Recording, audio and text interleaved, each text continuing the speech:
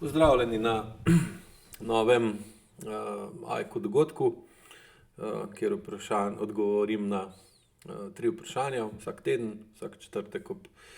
8. zvečer. Tudi danes bom odgovoril na nova 3 vprašanja z namenom, da boste določene dogodke, določene stanja, bolezni, kronične probleme, za katere ne najdete rešitev ali pa jih ne razumete dovolj dobro, da bi si lahko z njimi pomagali, dobili določeno razumevanje skozi AIQ pogled, z namenom, da si boste lažje pomagali ali pa bolj razumeli, kaj se dogaja ali pa kaj se lahko dogaja v vašem primeru, kar seveda lahko omogoči ali pa poveča verjetnost, da primerno ukrepate ter najdete primerne rešitve za spremembo vedenja, za dvig čustvene zrelosti in da si pri tem, če je potrebno, pomagate z učitelji AIQ ali metode, ali dihanja, ali odnosov, odvisno pač od situacije, v kateri ste, ali od določitve, koliko je ta razlaga, ki jo dobite tukaj na YouTube AIQ kanalu, vam v bistvu po domače rečeno pije vodo in vam lahko pomaga, čeprav vem, da dostikrat so razlage zahtevne za sprejeti, predvsem zaradi tega, ker AIQ temelji na tem, da pogledamo, kaj mi delamo narobe, oziroma da rezultate našega življenja, kronične težave, ki jih imamo v življenju, predvsem najprej pogledamo skozi prizmo lastnega vedenja in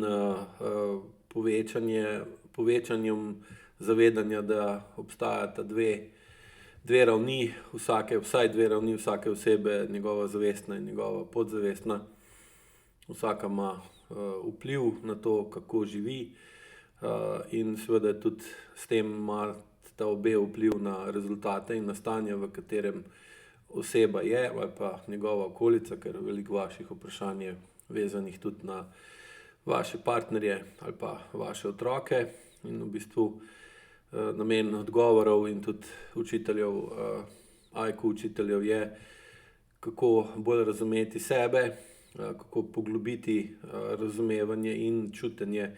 tega, kaj počnemo, kako se odzivamo, kako vplivamo nase in na druge, da bi lažje ugotovili, kje delamo kronične napake, kje ponavljamo kronične napake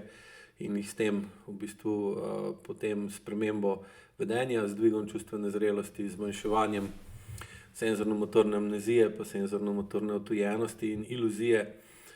počasi spravili v drugačno obliko ter s tem odvzeli kroničnim vnetjem, stanjem in boleznim podlago ali pa gorivo, ki povzroča kronične bolečine in kronične težave. Prvo vprašanje danes. Pozdravljeni. Zanima me, zakaj imam levo oko bolj priprto in bolj povešeno veko. Z levim očesom lahko pomežiknem, z desnim ne morem. Na levo oko lahko zamižim, na desno ne morem. Na desno oko lahko zamižim samo, ko zamižim na obe očesi. Tako stanje je iz AIQ vidika posledica različne povprečne napetosti obraznih mišic, se pravi mišic, ki določajo kakšno imamo obliko obraza, oziroma mišic, katerih sprememba napetosti, sprememba tonusa omogoča spremembo izraza na obrazu. V tem primeru seveda tudi mišic, ki skrbijo za to, kam gledamo, kako gledamo, koliko imamo odprte oči, kar pa seveda vpliva na našo sposobnost tega, da nekaj vidimo ali ne vidimo,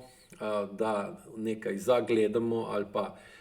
nočemo videti, pogledamo stran, odvrnemo pogled, in tudi seveda, kako dobro lahko s pogledom povemo določeno stvar, ne rečejo kar tako, da pogled lahko pove več kot 1000 besed. Ker pogled, se pravi, oči niso samo okno v dušo, kjer lahko oseba vidi v globino druge osebe, ampak seveda tudi so kanal, po katerem notranjost ali pa duša osebe, ki gleda v svet, poskuša vplivati na okolje s tem, kaj se dogaja v njemu. In zato, ker imamo v telesu večinoma iracionalne odzive, iracionalno vedenje, ko se odzivamo prvinsko, naravno, živalsko, nagonsko, so lahko naši odzivi v močnem nasprotju s tem, kako nas vidi okolica. Moramo imeti pogosto na obrazu ali tudi v pogledu ali na očeh masko, ali pa lahko rečemo zavese, žaluzije ali celo rolete, kar seveda tudi vpliva na mišične zakrčenosti, mišične napetosti na obrazu. In zdaj, če more oseba v svojem življenju ustvariti določeno kronično obliko prikrivanja ali izkrivljanja tega, kar se mu vidi v očeh ali pa kar mu piše na obrazu, ker sami dobro vete, da marsikom prav na obrazu lahko iz obraza preberete, kako se počuti, kaj si misli o tem, kar vidi ali sliši ali prebere, je potem tudi popolnoma logično, da je v okolju, kjer ni iskrenosti, spontanosti, sprejemanja, razumevanja in spoštovanja, je potrebno na obrazu prikriti čustva, prikriti tisto, kar čutimo v sebi, in tudi enako narediti z očmi. Jasno je, da izraz na obrazu, se pravi grimasa ali pa prikaz določenih čustvenih stanj na obrazu, je posledica sprememb napetosti mišic, obraznih mišic, ki seveda s svojim krajšanjem in daljšanjem vplivajo na to, kakšno imamo obliko obraza, in seveda z spremembo oblike obraza se spremeni tudi sporočilo, ki ga obraz pošilja v okolje. In če more oseba kronično spremeniti izraz na obrazu, da naredi masko, ki ni samo akutna, ki jo nima samo takrat, kadar je to recimo potrebno, da ko prideš nekam ven, pa vidiš, da je določena situacija, pa čeprav si recimo ti dobre volje, ker ti je dan dober, ali pa imaš dobro, si zadovoljen s svojim življenjem, vidiš pa, da prideš v okolje, kjer so ljudje bolj žalostni ali pa razočarani ali pa razburjeni ali pa prestrašeni, potem tudi ti sam na obrazu daš gor drug izraz, zato da ne ustvarjaš nepotrebnih napetosti ali pa sam sebi ne ustvarjaš težav, zastreš pogled, povesiš pogled, postaneš bolj zadržan, kar je popolnoma naravno in nujno potrebno. In če je v akutni obliki, da pa ti, ko iz tega okolja prideš ali pa ko dojameš, da ta čustvena stanja, ki jih v tem okolju imajo, so takšna, da ne moreš kaj bistvenega spremeniti ali pa narediti neke konkretne razlike, ali pa da tudi pomagaš rešiti situacijo in si pol zaradi tega vesel in zadovoljen, greš iz te akutne reakcije, ko zmanjšaš ali prikriješ izraz na obrazu, ga spremeniš, potlačiš ali popačiš, se potem spet nazaj vrneš v osebno ali pa v zadovoljno stanje. Ne more priti do takih težav, kot jih opisuje oseba, ki je postavila vprašanje. Povsem nekaj drugega pa je, če živite dolgo časa v določenem okolju, kjer na obrazu ni dobro ali ne smete ali je za vas celo nevarno, da pokažete določen izraz na obrazu, kot je jeza, kot je ljubezen, kot je hrepenenje, kot je žalost, kot je strah, zaradi tega, ker potem okolica lahko to, kar vam piše na obrazu, uporabi, izrabi ali zlorabi. In seveda v takem primeru gremo pa najprej akutno masko, s katero poskušamo prikriti, kaj nam piše na obrazu oziroma kam imamo noter ali v glavi ali recimo tem, v srcu, v duši. Potem pa, če to traja dolg časa, seveda se pride do tega, da se to spremeni v kronično masko, potem se pa tudi mišična napetost na obrazu spremeni iz akutne v kronično in potem seveda to lahko, ko se potencira, začne omejevati določene izraze na obrazu oziroma določenih kreten, določenih obraznih izrazov, naredimo jih težje ali jih pa celo ne moremo narediti. In seveda v takem primeru pride do takih razlik, da pride potem do deformacije obraza. Na splošno je desna stran obraza namenjena izražanju moškega vedenja, moških čustev, tudi pri ženski seveda, leva stran obraza je pa namenjena izražanju ženskega vedenja in ženskih čustev, tako pri moškem. In zdaj v tem primeru je pri vas zelo dosti velika razlika med levo in desno stranjo obraza in deluje, kot da imate desno stran paralizirano oziroma omrtvičeno, zakrčeno, ohromljeno in je na desni strani bistveno manj premikanja oziroma gibanja, manj dinamična, manj spontana, manj sproščena, medtem ko je leva bolj aktivna. Prav iz tega bi lahko sklepali, da vaše moško vedenje, moški vpliv, glede na to, da ste ženska, je moral biti zelo zablokiran, oziroma ste ugotovili, da je neučinkovit, da ne pomaga, da vam ne omogoča, ali pa da če ste z desno stranjo obraza pokazali bes, gnev, protest, prezir ali gnus, niste s takim močnim čustvenim izražanjem dosegli želeno, da bi se tisto, kar vas spravlja v močno nemoč, uredilo. In ker ne morete pa kazati kar naprej ta čustva, sploh če ste bili zaradi njih še dodatno napadeni, ali ste šli potem še na slabše, da ste bili žrtev maščevanja tistega, kimur ste ta čustva namenili, potem pride do take močne zakrčenosti, ki potem toliko deformira eno stran obraza, da pa tudi druga stran obraza ne more delati primerno, ker ni prave skladnosti. In v takih primerih pogosto je posledica take velike razlike ali nesposobnosti, nezmožnosti, da določena čustva izrazimo v določenem okolju, zaradi prevelike nevarnosti ali pa prenizke čustvene zrelosti okolja ali pa nas samih, se zgodi tudi pareza obraza ene ali druge strani. In če boste bolj podrobno opazovali ljudi, ki so okrog vas ali pa jih srečujete, boste videli, da je takih močnih nesimetrij obraza zelo veliko, tudi pogosto jih lahko vidite na televiziji ali pa v medijih kot takih, in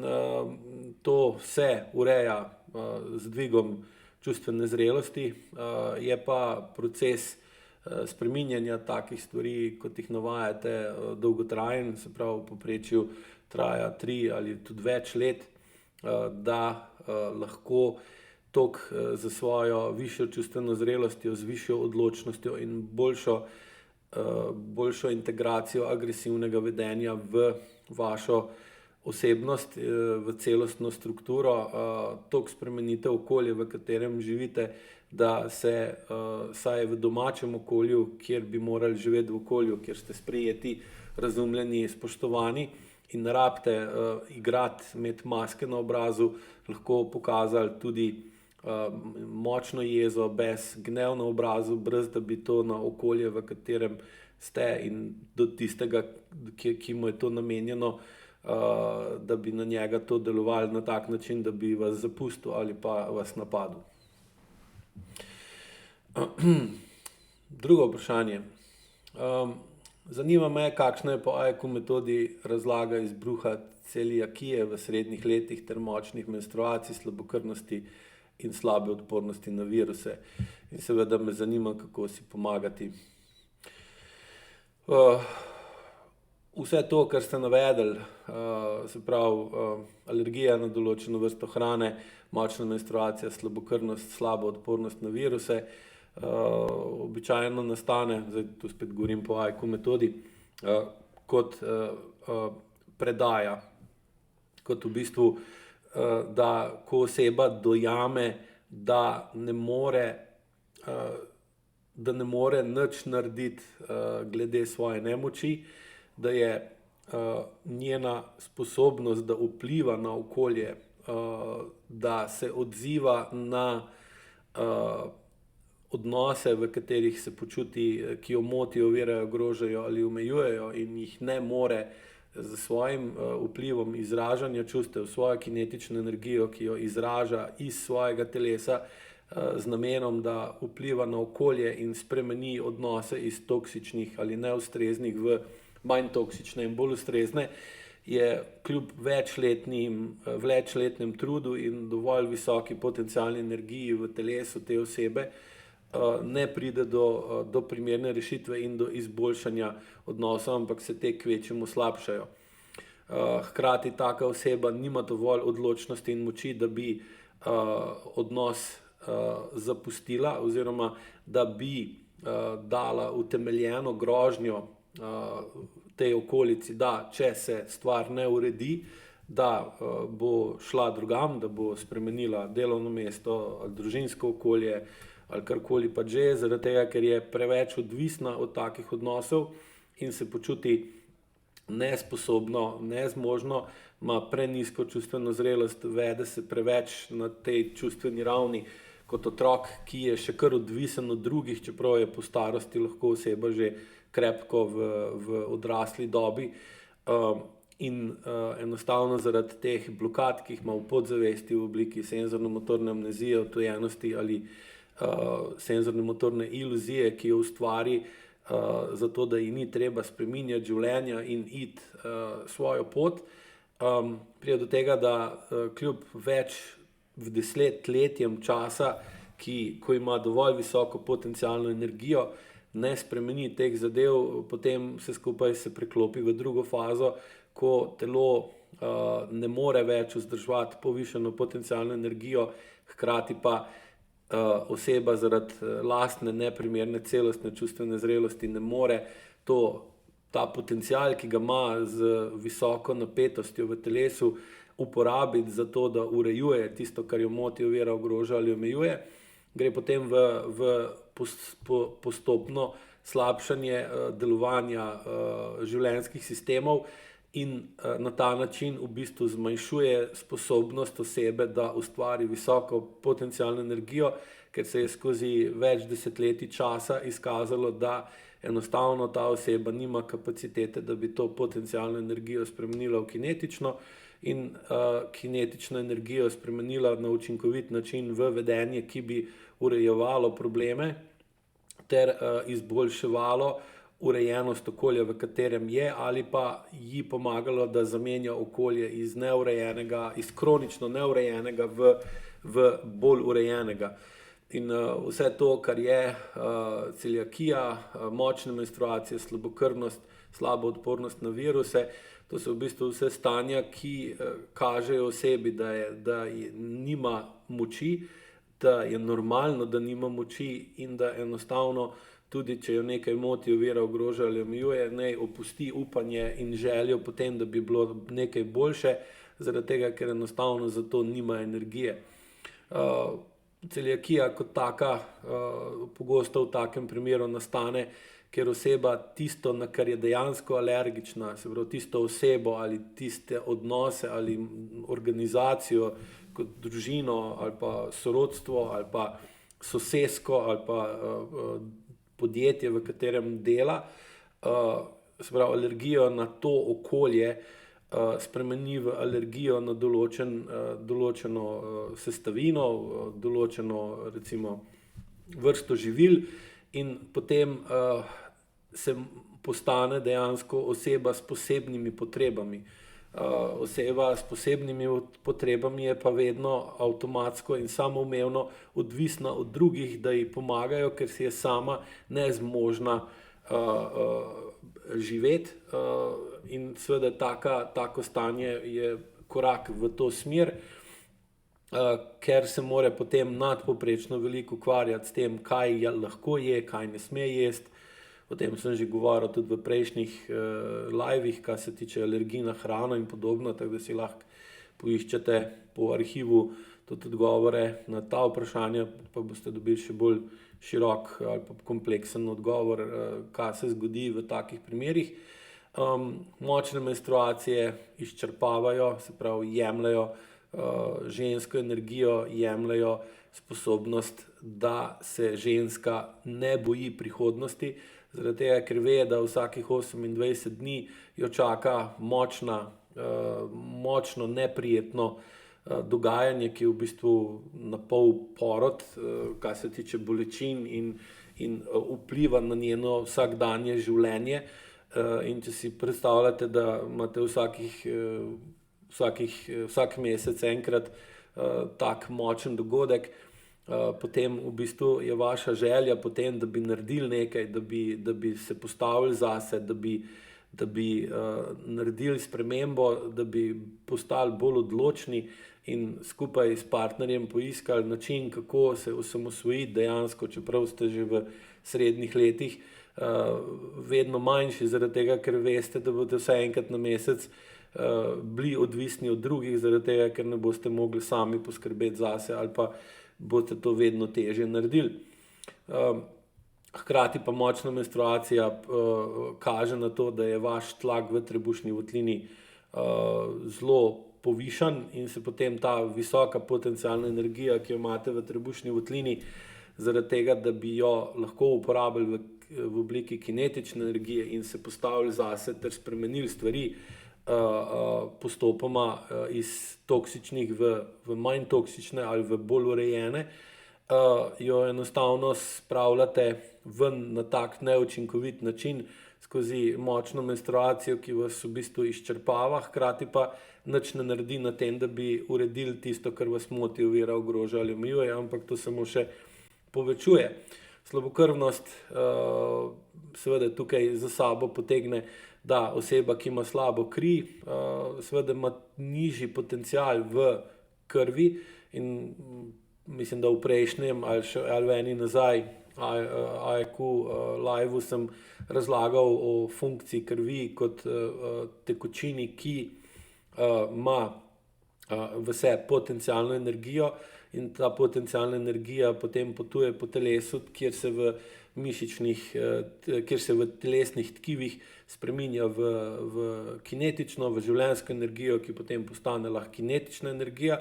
In zdaj, seveda, če oseba ne sme ali ne more več, ali se je predala, da je enostavno ugotovila, da je pač to njena usoda, da živi tako, kot živi še naprej, potem ona ne rabi in ne sme imeti več močne krvi, ker oseba, ki ima močno kri, je tudi močna sama po sebi in zdaj, če te moči ne zna uporabljati ali pa je zaradi tega, ker se postavlja zase, pa ima prenizko čustveno zrelost, kaznovana, zasmehovana, ponižana, napadena, je potem bolj enostavno oziroma dostikrat edini način, da naredi kri slabšo in slabšo, ko ima kri, manj ima moči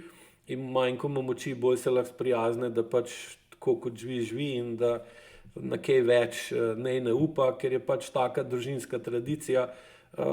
in običajno, ko delam s slabokrvnimi osebami, se najde vedno eden od staršev, da je bil podobno slabokrven, oziroma da je en od staršev bil vročekrven, se pravi imel močno kri, ampak ni znal kontrolirati te jeze in tega besa in izpadov. Dostikrat je imel visok tlak, pa plešast oziroma izpad las, sploh pri moškem, pri ženskah je pa v bistvu so pa zelo gosti, bujni lasje, preveč taki, če je v takem stanju. In potem mora druga oseba, ker se ne more več s takim bikom bost leta in leta, brez da karkoli doseže, enostavno razvije v bistvu bolezni, ki so vezane na slabokrvnost in seveda zaradi kroničnega stresa, ker živi v kronično toksičnem okolju, kjer ima konstantno aktivirano simpatično delovanje avtonomnega živčnega sistema, pride pa zaradi kronične aktivnosti simpatičnega delovanja, načina delovanja avtonomnega živčnega sistema tudi do slabe odpornosti, ne samo na viruse, ampak na splošno. In taka oseba v bistvu se, če iz tega vidika pogledate, vede vedno bolj podobno kot majhen otrok, ki je v bistvu, za katerega mora nekdo skrbeti, ki je odvisen od drugih. In oseba, ki se vede kot majhen otrok, seveda ne more niti pomisliti na to, da bi se postavila zase in da bi v bistvu sama ali pa v kombinaciji s partnerjem naredila spremembo in prekinila tradicijo družinske odvisnosti in žrtve, ki pač je treba pač na zemlji trpeti, zato da nam bo pol kasneje v nebesih pa lepo. In logično iz tega, kar sem razlagal, lahko tudi upam, da jasno razberete, kako si pomagati. Namen AEQ metode, sploh če delate z učitelji višjih stopenj ali pa to, kar jaz učim na svojih spletnih programih, je, da prepoznate svoje nemoči in da se naučite, kako nemoč spremeniti v moč in potem s to močjo, z višjo čustveno zrelostjo, z višjo učinkovitostjo uporabe čustev, seveda lahko pa potem tudi začnete probleme vedno bolj reševati, najprej majhne probleme, potem pa vedno večje in bolj ko znate probleme rešiti, bolj ste močni, bolj ko ste močni, manj ste nemočni in potem vse te kronično stanje, ki so vedno skoraj posledica močne nemoči in posledično vedno večje vdaje v usodo, se zmanjšujejo eno za drugo, dokler jih pač odvisno, kdaj začnete, pa kako je začetno stanje, pa spet dokje lahko to uredite sami. V vsakem primeru pa ta učenje dviga čustvene zrelosti, celostne čustvene zrelosti, ki jo AEQ omogoča, vam v bistvu omogoča, da se opolnomočite in s tem tudi svojim otrokom pokažete, da se da spremeniti življenje in da ni potrebno se vesti kot hlapec Jernej v sodobnem času, ki omogoča večini ljudi, da če to zmorejo, znajo in hočejo, uredijo svoje življenje na bistveno višji ravni, kot je pa bilo to mogoče pred 50 ali pa 100 leti. Čeprav podzavest imamo lahko pa še vedno takšno kot naši predniki, ki so živeli v takratnih časih na popolnoma drugačen način. In tudi realno zaradi ujetosti v Avstro-Ogrsko ali pa v tako ali drugačno obliko diktature, niso imeli toliko možnosti postaviti se za sebe, povedati, kaj mislijo in z odgovornostjo z dejanji dosegati vedno večjo pravico do enakosti, poštenosti in samostojnosti oziroma svobode.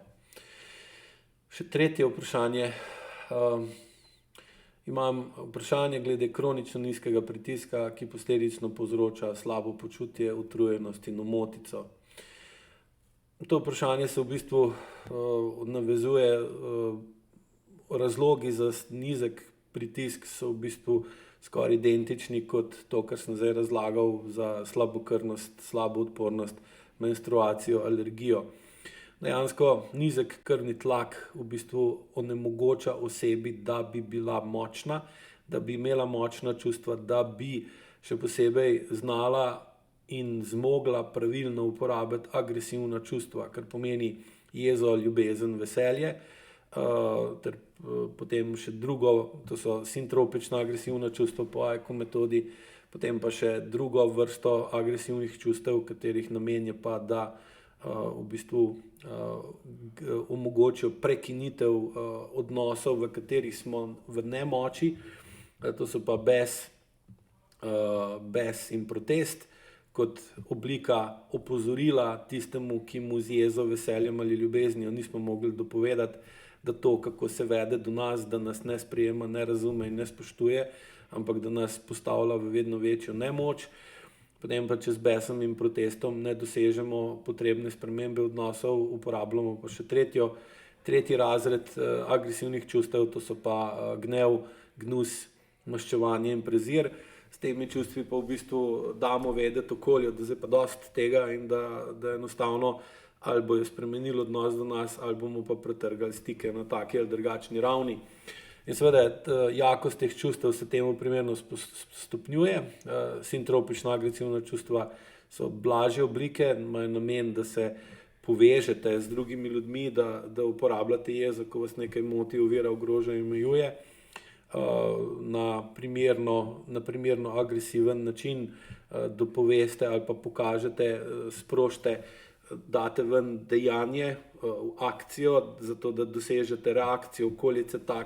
na tak način, da tisto, kar vas moti, ovira, ogroža ali omejuje, neha izvajati, ali pa da vi dojamete, da to, kar vas moti, ovira, ogroža in omejuje, je v bistvu problem, ki je pri vas prisoten, ne nujno pri njih, in morate pa vi spremeniti svoje vedenje ali pa oni svoje. Potem seveda, če to ne pomaga, je treba iti pa na protest ali pa na prezir, če vidite, da je z tega odnosa treba odideti. Ampak pravilna uporaba vseh treh oblik agresivnih čustev, s tem, da še dodatno poudarjam, da agresivno vedenje pri AEQ-ju razumemo kot vedenje, ki nas premika proti nečemu, proti rešitvi tistega, kar nas moti, ovira, ogroža in omejuje, in agresivno vedenje ne enačimo z nasiljem ali pa nasilnim vedenjem. Seveda, čeprav je tudi nasilno vedenje ena od oblik agresivnega vedenja, ki pa seveda je pogostoma tudi potrebno, zaradi tega, ker oseba, ki zna kontrolirano uporabljati nasilno vedenje, ga običajno nikoli ne potrebuje uporabljati, zaradi tega, ker že daje vtis, da z njo ni dobro češen zobat, in do take osebe se okolica vede veliko bolj sprejemajoče, razumevajoče in spoštljivo. Dotim, če ste oseba, ki agresivnega vedenja ne zna pravilno uporabljati ali pa se ga boji, se ji upira, ali pa ima do agresivnega vedenja celo negativno mnenje, češ da to ni vedenje, ki je primerno za človeka, je pa dejansko je podobno kot nebranjena hiša ali pa hiša, kjer nimate nič zaklenjeno, nič pod alarmom, in potem se počutite, da kar naprej vlamljajo, oziroma niti ne vlamljajo, ali pa hodijo noter pa vam vzamejo, ker na svetu je toliko negativnih izkušenj pa negativne nasilne preteklosti, da oseba, ki se ne zna postaviti zase in zna uporabljati agresivna čustva na učinkovit, pameten, zrel in pošten način, zelo hitro postane žrtev drugih, ki jo izrabijo ali zlorabijo. In nizek krvni pritisk je v bistvu namenjen temu, da oseba ne more kvalitetno uporabljati agresivnih čustev in dobi občutek, da enostavno je tako, kot je, edino, kar je mu dovoljeno ali pa mu je bilo dano, in da na kaj več od tega ne more upati, oziroma nizek krvni tlak v takem kontekstu je v bistvu način podzavestnih sistemov, živčnih sistemov, ki omogočajo, da ta oseba kljub temu, da živi v okolju in odnosih, ki jo motijo, ovirajo, ogrožajo ali omejujejo, tega ne čuti in se temu primerno potem tudi ne odzove tako, kot bi bilo treba, ampak je kronično nemočna, in iz te kronične nemoči se potem razvija gnev, gnus, maščevanje in protest, ampak ga v takem primeru, recimo nizkega pritiska, oseba usmerja vase in je gnevna nase, gnusi se sama sebi, maščuje se sama sebi in uničuje svoje telo na takšne in drugačne načine in prezira samo sebe, kar pa seveda potem vodi v vedno večje kronične bolezni, še posebej se v takem kontekstu rade razvijajo avtoimune bolezni, take in drugačne vrste. Pristop je tudi tukaj takšen, da je Običajno je najboljš iti do učitelja AEK dihanja, ki vas uči sploh druge stopnje, ki vas postopoma uči, kako dihati na način, da dvignete svojo notranjo moč, hkrati vas pa uči tudi dovolj o čustveni zrelosti ali pa o čustvih, zato da dviganje notranjega pritiska, notranje potencialne energije uporabite, vedno bolj znate uporabiti na čustveno učinkovit način. Ker če vi samo izboljšujete dihanje, ne dvigujete pa čustvene zrelosti, potem se boste zelo hitro znašli v tem, da boste imeli preveč energije za svojo čustveno zrelost in boste pa to energijo uporabili na neučinkovit način, prizadeli sebe ali druge ali pa boste imeli vedno večji strah pred tem, da bi dihali dobro in boste odstopili od učenja pravilnega dihanja. Pri AEK dihanju je pa zaradi tega največji poudarek na čustveni zrelosti in čustveni učinkovitosti, ker bolj pravilno, ko oseba diha, več ima moči in bolj mora znati to moč tudi pravilno, pošteno, etično uporabljati, zato da spremeni tisto, kar jo moti, ovira, ogroža in omejuje, brez da bi druge spravljala v nemoč, tako kot so prej drugi njo, ker potem se v bistvu iz reševalca samega sebe spremeni v storilca, kjer druge zlorablja zato, da bi bilo njej boljše, kar pa pomeni, da ni nič bistvenega izboljšala. Potem, ko pa dvignete čustveno zrelost, pa z dihanjem dvignete notranji pritisk, greste pa pol naprej na druge pristope, se pravi na AEK odnose ali pa na AEK metodo, kjer v bistvu povečujete svojo sposobnost, da s skrajšanjem in daljšanjem mišic celostno izraste to, kar čutite, da je treba narediti in spremeniti, ter s tem postopoma dosegate napredek. Bom pa tudi imel v maju program za odpravo izgorelosti, odpravo vzrokov za izgorelost in kronično utrujenost, ki je v bistvu zelo primeren za osebe, ki se najdejo v drugem in tretjem odgovoru na današnje vprašanje. Toliko za danes. Upam, da vam bo povedano v korist. Vem, da je včasih veliko, vem, da je zahtevno, samo tudi kronična stanja, kronične bolezni in kronične bolečine so veliki problem, ki je zelo zahteven in nažalost enostavnih, lahkih, nebolečih rešitev iz takega stanja pač zaenkrat ni. Vsaj meni niso znana. Hvala za ogled in nasvidenje naslednji četrtek.